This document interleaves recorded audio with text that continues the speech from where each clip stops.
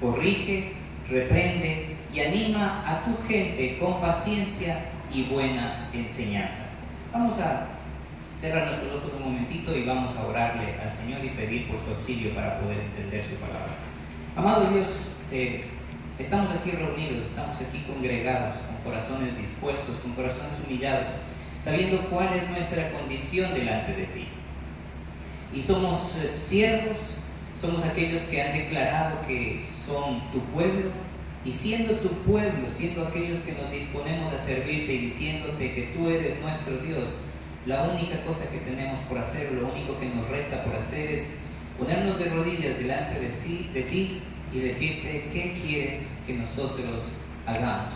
Aquí estamos para servirte.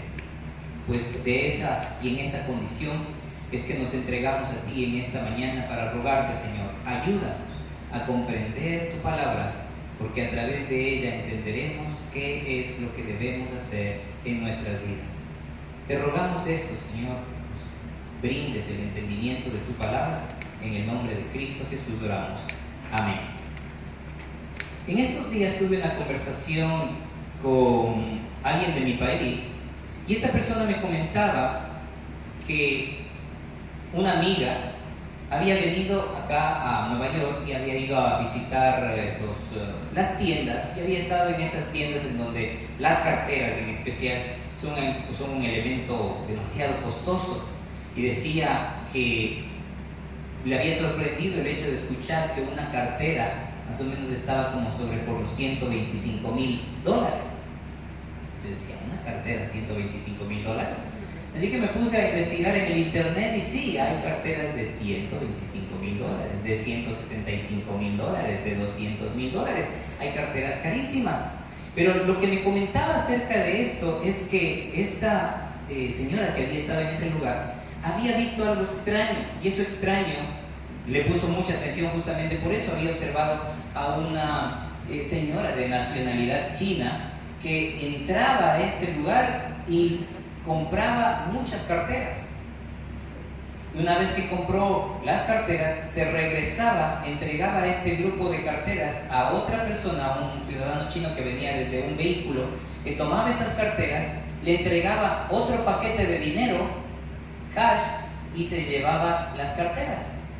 Y esta señora china se regresaba otra vez a buscar más carteras. Entonces, impresionada con esto, justamente se puso como a averiguar y como a preguntar por qué razón una persona entra y compra tantas carteras, y le pareció algo extraño. Y una de las cosas que pudo entender es que efectivamente estas personas, que no es solamente una, sino que normalmente suelen ser algunas personas, tienden a hacer esto, especialmente en las personas de nacionalidad china, que tienen ya una especie de red de negocio en la que ellos, ¿qué es lo que hacen? Compran la cartera, que es una cartera de diseñador, y lo que hacen es, lo llevan a un lugar especial y hacen una imitación de esta cartera. Imitan todo, porque son las últimas que han salido, entonces ellos imitan todo, hasta el más mínimo detalle. Como tienen sus fábricas especializadas en la China, entonces ellos solamente mandan los detalles, le diseñan exactamente como está, ven la composición, los materiales, ven cada uno de los elementos y se manda a fabricar por separado, y después ellos los traen cada uno de los elementos acá. Vi una red sobre todo en la parte de las aduanas, donde decían que si entra una cartera ya elaborada, eso sí es como un crimen, pero si entran solamente en piezas para ensamblaje, ahí no hay problema, porque es como que están asumiendo que alguien de aquí está trayendo estas cosas para ensamblarlas y venderlas acá. Eso es lo que asumen. Pero en realidad esta red de negocios lo que está haciendo es falsificando todas estas cosas, las traen, las ensamblan aquí, y en el momento que ya tienen la oportunidad simplemente las sacan al mercado y las hacen pasar como si fuesen verdaderas. Y lógicamente no les sacan el precio que está marcado en el mercado, sino que lo venden a precios un poquito más bajos, bajo la idea de que les están metiendo una ganga. Pues esto no es solamente algo que hacen con las carteras, es algo que hacen con los relojes, es algo que hacen con las con las gafas, es algo que hacen con todos los elementos que nosotros tenemos. En nuestros países es más común sobre todo esto, poderlo observar. Nosotros tenemos un vecino país en Colombia, al cual nosotros decimos que son los reyes de la imitación. Ellos se fabrican los famosos pantalones, para nosotros son famosos los pantalones, los Levi's, son famosos, y allá se fabrican imitaciones exactas de esos pantalones. ¿Por qué? Porque en nuestros países esto cuesta muchísimo más. Y una persona que no conoce mucho simplemente se deja pasar gato por liebre.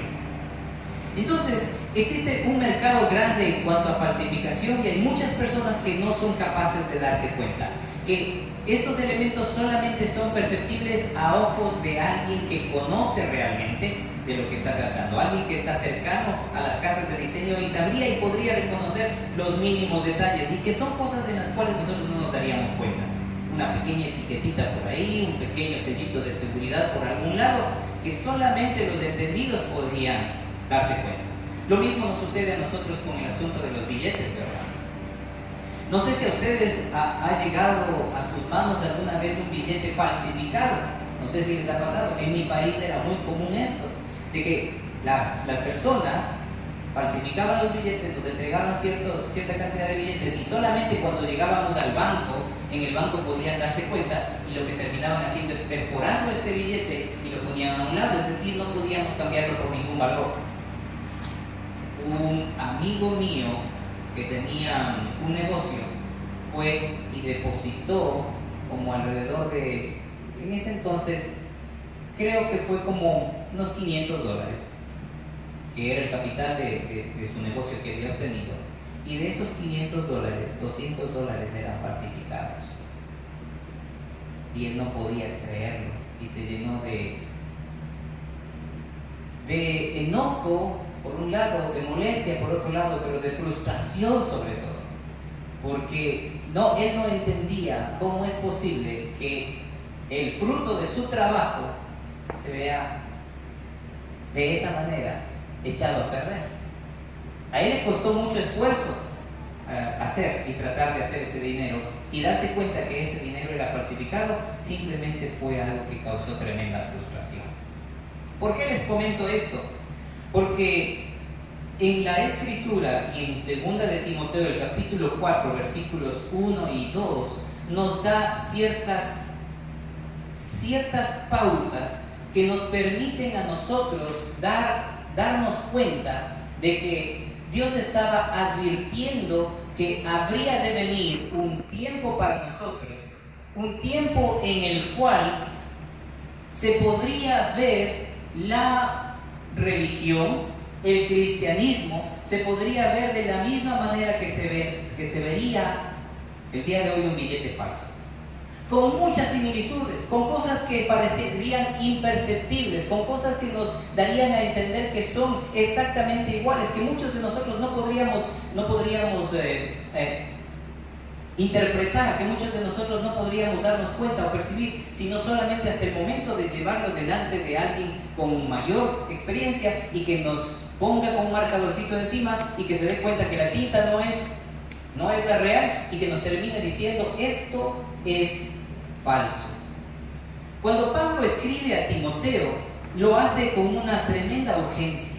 Cuando Pablo está escribiendo a Timoteo en este pasaje, él lo hace con una tremenda urgencia, porque sabe que lo que está por decirlo, lo que le está diciendo, es algo que conlleva el sacrificio de toda una vida, que conlleva la entrega de toda una vida, y que por lo tanto él está preocupado de que podamos darnos cuenta de que esto es real y no se trata de una falsificación. Antes del capítulo 4 encontramos el capítulo 3, y en el capítulo 3 de 2 de Timoteo nos dice, advirtiendo el apóstol Pablo a Timoteo, le dice: Timoteo, versículo 1, es bueno que sepas que en los últimos días habrá tiempos muy difíciles, pues la gente solo tendrá amor por sí misma y por su dinero.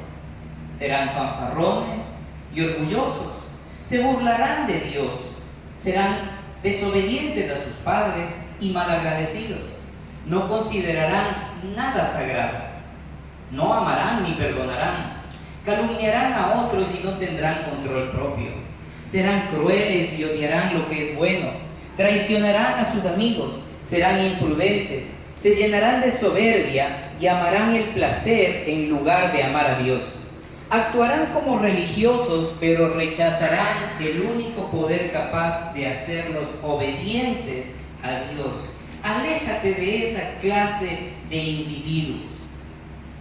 No quisiera hablar mucho acerca de las cosas anteriores, sino de a dónde les llevaban estas cosas. En el versículo y en la parte final, en esta versión, observemos lo que dice. Dice, actuarán, en el versículo 5, actuarán como religiosos, pero rechazarán el único poder capaz de hacerlos obedientes a Dios.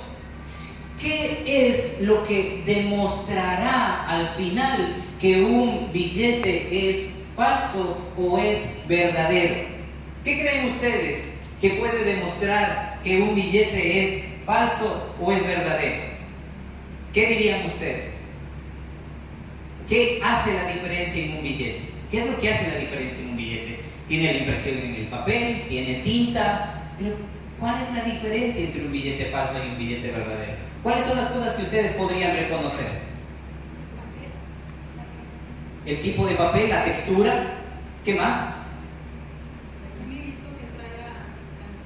Un hilo que trae, ¿no es cierto? Un hilo que trae y que tiene también ciertas propiedades. En algunos billetes tiene las propiedades de ser tipo holográfico o algo así, ¿no es cierto? Que vemos una variación de colores. Es decir, lo reconocemos solamente por ciertas características finales. Es decir, no es que podemos reconocerlo por todo lo que tiene, pero sí lo podemos reconocer por ciertas particularidades. Eso es lo que hacemos con un billete falso. Pero en la particularidad de la vida de los creyentes, en medio del peligro de estos postreros días, porque Pablo está hablando a Timoteo y le está diciendo en los postreros días. ¿Cuáles son los postreros días para Timoteo? El tiempo futuro. ¿Cuál es el tiempo futuro según nosotros entendemos de Timoteo? ¿Cuál es el tiempo futuro de Timoteo? El de ahora. Es ahora, nosotros estamos viviendo en el tiempo futuro de Timoteo. Y nosotros somos los que estamos enfrentando este peligro. Pablo tenía la tremenda urgencia de decirle a Timoteo que estuviera pendiente de esto, porque se vienen tiempos peligrosos. Y el tiempo peligroso que se viene es que en medio de la congregación se levante mucha gente que lo que haga a través de todas las cosas que ellos estén manifestando termine siendo una religión, pero una religión que se adapte a muchas cosas, pero que al final termine demostrando que no es verdadera. ¿Por qué? ¿Qué es lo que le falta? ¿Cuál es el sello que ellos no tienen? Según esto, ¿qué nos dice? Les vuelvo a leer el versículo y sé que ustedes lo van a poder reconocer. Dice, actuarán como religiosos, pero rechazarán el único poder capaz de hacerlos obedientes a Dios. ¿Cuál es la diferencia entre una religión y el cristianismo? ¿Se pudo reconocer? ¿Sí? ¿Cuál sería esa marca distintiva? ¿Cuál sería ese sello de agua? ¿Cuál sería esa marca holográfica que debería estar marcada en los creyentes? ¿Cristo? Sí, pero los demás también dicen que tienen a Cristo, ¿verdad? Todo el mundo está hablando de que tienen a Cristo. Todos dicen y nos hablan de Cristo. No sabemos de qué Cristo nos hablan, pero nos están hablando de Cristo. Nos hablan de que aman a un Señor. Pero ¿cuál es la marca distintiva que nos dice aquí? Porque la religión puede ser imitada. Así como estas personas que se llevan esas carteras de gran valor, se llevan y tratan de tomar todas las características que se desarrollan, pero se olvidan siempre de algo importante. En la Escritura nos marca que el cristianismo se evidencia ¿en qué? En la obediencia a Dios. Fíjense en qué cosas se habían puesto como prioridad. Miren en el tema del versículo 2, por ejemplo. Pues la gente, dice, pues la gente solo tendrá amor por sí misma. ¿De qué nos habla esto? ¿No es esto lo que se nos enseña en tiempos presentes también? ¿No es parte de la psicología moderna este asunto de amarse a uno mismo y de respetarse a uno mismo y de sanarse a uno mismo y de hacer las cosas para uno mismo primero antes de hacerlo para el resto? ¿No es esto en lo que se está enfocando la psicología moderna también? ¿Y no es esto también en lo que se está enfocando la iglesia también? ¿No nos habla de esto constantemente a través de los sermones que encontramos en todos lados, por ahí dispersos, y que hablan del amor por sí mismos, de la búsqueda para sí mismos, pero dice también, ¿por qué más? Por su dinero.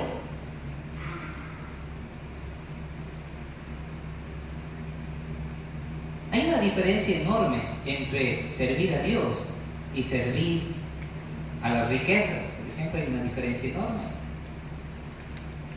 Y la diferencia radica en dónde está el principal interés que nosotros hemos puesto en nuestras vidas, hacia dónde lo orientamos, hacia dónde lo dirigimos.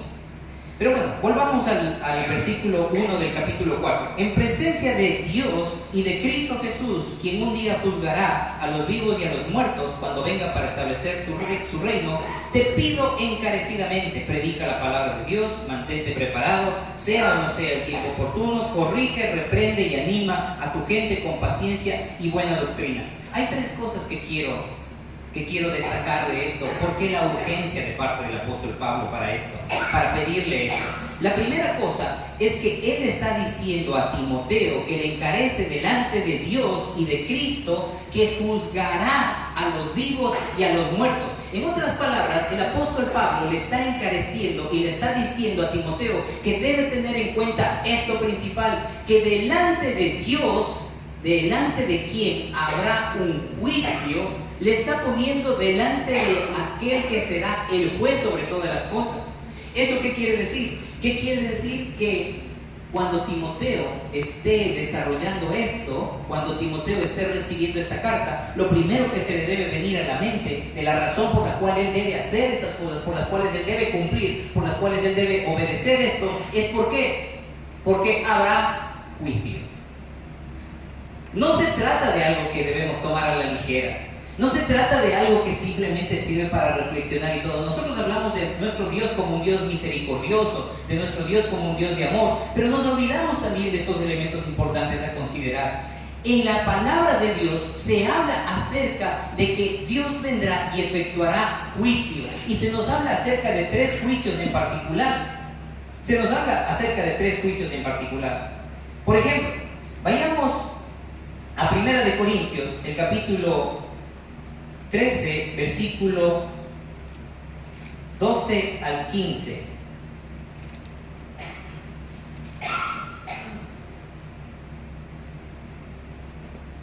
A ver, déjenme ver si es este. Me parece que es más bien el 3.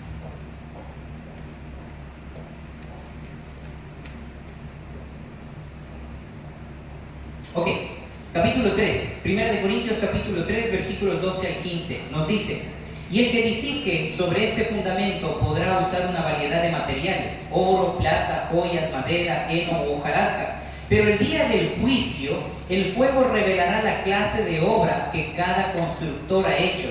El fuego mostrará si la obra de alguien tiene algún valor. Si la obra permanece, ese constructor recibirá su recompensa. Pero si la obra se consume, el constructor sufrirá una gran pérdida. El constructor se salvará, pero como quien apenas se escapa atravesando un muro de llamas. Este es uno de los juicios que se nos menciona. ¿A qué se refiere? Este es un juicio, la primera idea del juicio que nosotros debemos tener es que Dios efectuará un juicio sobre los creyentes, sobre los cristianos.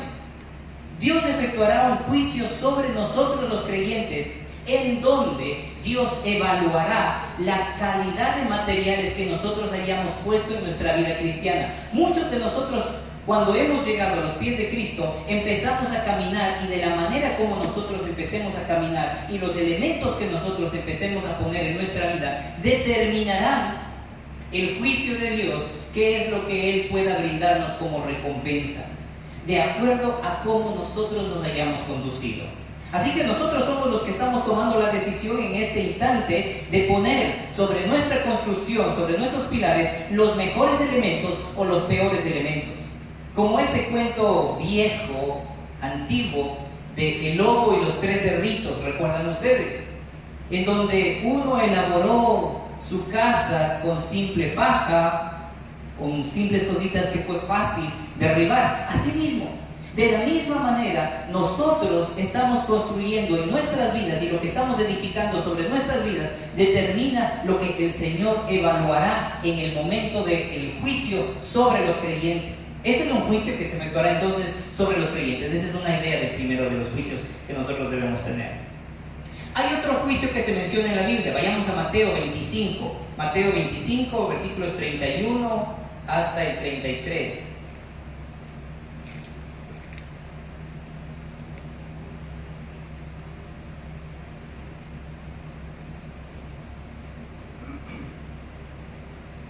Cuando el Hijo del Hombre venga en su gloria, acompañado de todos los ángeles, entonces se sentará sobre su trono glorioso. Todas las naciones se reunirán en su presencia y Él separará a la gente como un pastor separa a las ovejas de las cabras. Pondrá las ovejas a su derecha y las cabras a la izquierda. Entonces el rey dirá a los que estén a su derecha: vengan ustedes que son benditos de mi Padre, heredarán el reino preparado para ustedes desde la creación del mundo. Pues tuve hambre y me alimentaron, tuve sed y me dieron de beber, fui extranjero y me invitaron a su hogar, estuve desnudo y me dieron ropa, estuve enfermo y me cuidaron, estuve en prisión y me visitaron. Entonces estas personas justas responderán: Señor, ¿en qué momento te vimos con hambre y te alimentamos? ¿O con sed y te dimos algo de beber? ¿O te vimos como extranjero y te brindamos hospitalidad? ¿O te vimos desnudo y te dimos ropa? ¿O te vimos enfermo o en prisión y te visitamos? Y el rey dirá: les digo la verdad, cuando hicieron alguna de estas cosas al más insignificante de estos, mis hermanos, me lo hicieron a mí. Luego el rey se dirigirá a los de la izquierda y dirá: fuera de aquí, ustedes, los malditos, al fuego eterno, preparado para el diablo y sus demonios. Pues tuve hambre y no me alimentaron, tuve sed y no me dieron de beber, fui extranjero y no me invitaron a su hogar, estuve desnudo y no me dieron ropa, estuve enfermo y en prisión y no me visitaron. Entonces ellos responderán: Señor, ¿en qué momento te vimos con hambre, o con sed, o como extranjero, o desnudo, o enfermo, o en prisión y no te ayudamos? Y él responderá: les digo la verdad, cuando se negaron a ayudar al más insignificante de estos, mis hermanos se negaron a ayudarme a mí. Y ellos irán al castigo eterno, pero los justos entrarán en la vida eterna. Este es el segundo de los juicios que se nos menciona en la Escritura, y es un juicio que será efectuado para separar a los creyentes de los no creyentes. Hablando del episodio final, cuando ya se desarrolle su segunda venida, cuando el Señor venga a desarrollar todo el juicio sobre las personas que estén vivas en ese entonces, Él hará esta separación entre creyentes y no creyentes. Y el juicio final, que es el juicio del cual se nos habla en el libro de Apocalipsis. Vayamos al Apocalipsis, el capítulo 11.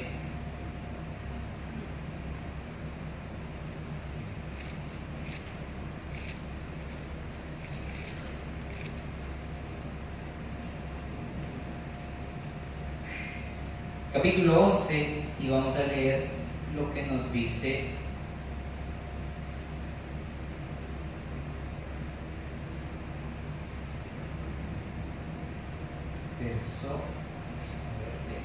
verso.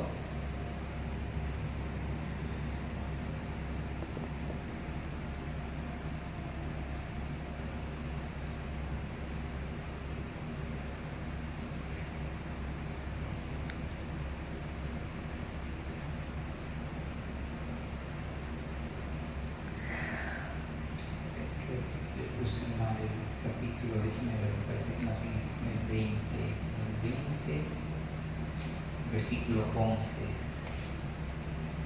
Sí, en el capítulo 20, versículo 11. 20:11. Dice: y vi un gran trono blanco y al que estaba sentado en él. La tierra y el cielo huyeron de su presencia, pero no encontraron ningún lugar donde esconderse. Vi a los muertos, tanto grandes como pequeños, de pie delante del trono de Dios. Los libros fueron abiertos, entre ellos el libro de la vida. A los muertos se les juzgó de acuerdo a las cosas que habían hecho según lo que estaba escrito en los libros. El mar entregó sus muertos y la muerte y la tumba también entregaron sus muertos, y todos fueron juzgados según lo que habían hecho. Entonces la muerte y la tumba fueron lanzados al lago de fuego. Este lago de fuego es la segunda muerte, y todo el que tenía su nombre registrado en el libro de la vida fue lanzado al lago de fuego. Este es el juicio final. Este, en cambio, es el juicio que será efectuado para todos aquellos que, no habiendo creído en Jesucristo y habiendo estado muertos, serán resucitados para efectuar este juicio frente al trono blanco, y en ese trono se definirá su existencia o su estado eterno en el infierno. ¿De qué estamos hablando? Cuando Pablo está diciéndole a Timoteo que le está encomendando esta tarea, le pide a Timoteo que tenga en cuenta esto. Primariamente le pone delante de nuestro Señor Jesucristo y le dice: recuerda, te encarezco delante de Él, te pongo delante de Él y hago que te des cuenta de que Él efectuará juicio, que Él será el juez. No sé si estoy llegando o soy lo suficientemente capaz de darles a entender la naturaleza y la importancia de este llamado. No nos está diciendo que nos está enviando delante de una persona común, cualquiera y corriente, a que efectúe y que esta persona va a estar viendo sobre nosotros. Digamos en términos más comunes para ustedes. Ustedes sí saben lo que es, bueno, ustedes conocen más que yo sobre esto. Cuando les llega una citación para ir a un juzgado, para ir a un juicio, ¿verdad? Ustedes saben lo que es.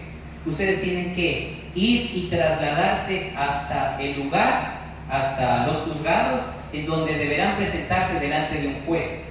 Y hay ciertas exigencias para presentarse delante del juez, ¿verdad? Ustedes deben saber estas cosas, como digo, más que yo. Ustedes deben conocer el sistema judicial, cómo se mueve aquí. Y cuando ustedes van a estar delante de Él, ustedes se cuidan incluso hasta en lo que dicen, porque saben que están delante de una figura de total autoridad y saben que todo lo que digan puede ser utilizado también en su contra. Así que deben estar preparados para desarrollar un justo juicio. Así que también se preparan de la mejor manera, llevando, si es posible el caso, con abogados y todo lo demás, porque no van a querer equivocarse con respecto a esto, ¿verdad? Es algo de mucho cuidado, es algo a lo que hay que ponerle mucha atención. Eso es lo que le está diciendo Pablo a Timoteo. Te encargo delante de Dios y del Señor Jesucristo, pero recuerda que ellos efectuarán el juicio. En otras palabras, Él evaluará lo que tú vas a hacer. Yo te estoy poniendo este encargo delante de Él, pero el que va a evaluarlo va a ser Él. Así que tú estás demandado a hacerlo de acuerdo a cómo lo harías frente a la figura del juez. Y se trata del juez eterno. Ese juez es Dios. Así que, teniendo en cuenta que se trata de un justo juicio frente al Rey soberano, al Rey que le ha enviado y delante del cual debe cumplir con este verdadero propósito, a sabiendas de la importancia que esto requiere, le dice otra de las siguientes cosas que quiero que ustedes mantengan y que entendamos y que pongamos nuestra especial atención.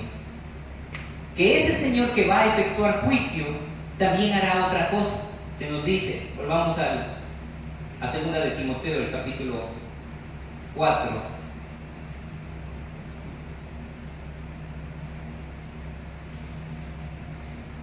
En presencia de Dios y de Cristo Jesús, quien un día juzgará a los vivos y a los muertos. Otra vez sacó a colación este hecho. Él juzgará a los vivos y a los muertos. Les dice, cuando venga para establecer su reino. Esa es la particularidad. Quien un día juzgará a los vivos y a los muertos cuando venga para establecer su reino. La segunda cosa que nosotros necesitamos tener en cuenta es que este encargo nace de la naturaleza de en quién está, quién respaldará, quién observará, quién evaluará las cosas. Un juez. Y ese juez evaluará las cosas. ¿Por qué? Porque Él va a ser aquel que juzgue cuando venga a establecer. ¿Qué cosa dice? Cuando Él venga a establecer ¿qué cosa? ¿El reino de quién? ¿A quién le pertenece ese reino?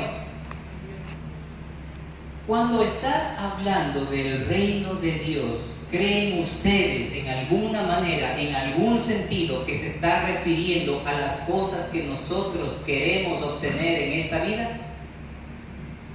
¿Creen ustedes que el reino de Dios se basa en los elementos que nosotros tenemos y que están limitados a la existencia en esta tierra, por ejemplo? Les voy a poner así. No tengo una pelotita aquí, pero supongamos... Oh, no, sí. Aquí hay un... Perdón, María, que tomo esto. Ok. Tenemos esto. Supongamos que esto es la tierra. ¿Ok? Vamos a suponer que esto es la tierra y que está fluctuando y que está simplemente en el espacio. ¿Ok? Dios es mucho más grande que este elemento, ¿verdad? Dios está por encima de este elemento, y es más, hay demasiados mundos creados alrededor, hay galaxias, hay todo un sinnúmero, todo un universo, todo un cosmos, y Dios está por encima de todo eso. Es decir, Dios no está limitado a este elemento material, ¿verdad? Ahora, pensemos en esto.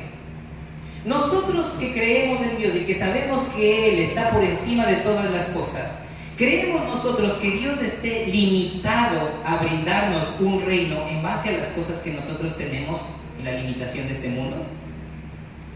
Entonces, ¿por qué razón existe una predicación demasiado elevada sobre el asunto de conquistar este mundo, de tener las riquezas de este mundo, de conquistar, de tener el éxito, de tener todas las cosas que necesitamos?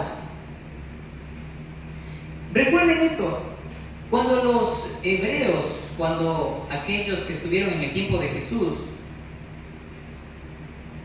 cuando le vieron, le reconocieron como el Cristo, entendieron que se trataba del Cristo, los fariseos, los maestros de la ley, todos aquellos que estaban a su alrededor, que no habían observado las Escrituras y que no habían sido llamados, estas personas cuando lo observaron y cuando vieron la manera en la que Él se conducía, ¿pensaron que se trataba del Mesías? ¿Por qué no pensaron que se trataba del Mesías? ¿Cuáles eran las consideraciones que ellos tenían? Ellos se habían enfrascado y habían leído el Antiguo Testamento, y en el Antiguo Testamento habían estado leyendo sobre un rey que venía a liberarlos de la opresión. Así que ellos limitaron el reino de Dios. Para ellos el reino de Dios estaba limitado solamente a su circunferencia, a su área nada más.